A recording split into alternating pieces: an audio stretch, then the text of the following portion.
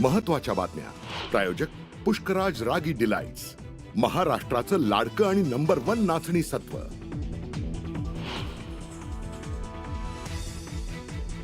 ध्वनी प्रदूषणाची तक्रार केली म्हणून महिला वकिलाला बेदम मारहाण। बीडमधील अंबाजोगाईच्या सेनगावातील धक्कादायक घटना। सरपंचासह 10 जणांविरोधात गुन्हा दाखल। आरोपी मात्र मोकाटच। महिला आयोगाकडून प्रकरणाची दखल। नॅशनल हेराल्ड प्रकरणी पुण्यामध्ये भाजप आक्रमक। काँग्रेस भवनासमोर आंदोलन, तर काँग्रेस आणि भाजपचे कार्यकर्ते आले आमने सामने।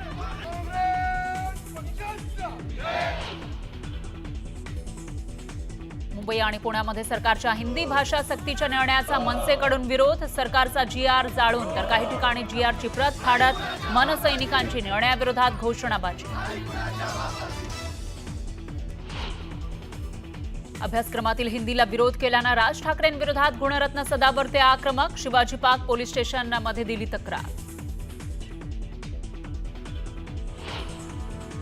नाशिकच्या काठे गल्ली हिंसाचार प्रकरणातील आरोपींना 1 दिवसाची पोलीस कोठडी। आतापर्यंत 37 संशयितांना पोलिसांकडून अटक।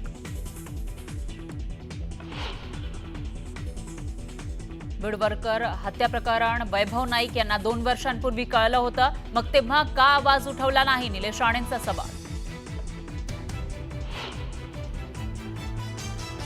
यवतमाळमध्ये हंडाभर पाण्यासाठी गेला लेकीचा जीव। नदीवर पाण्यासाठी गेलेल्या मुलीचा नदीत पडून मृत्यू। दारात पाण्याची पाईपलाईन वर्षभरापासून धुळखात।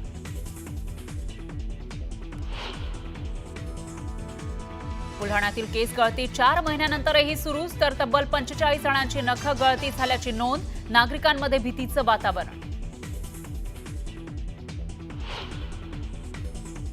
साखरपुड्यात होणाऱ्या पत्नीनं प्रियकराला मारली मिठी। घटनेनंतर तरुणी ब्लॅकमेल करत असल्यानं नाशिकमधील आयकर अधिकाऱ्याची आत्महत्या।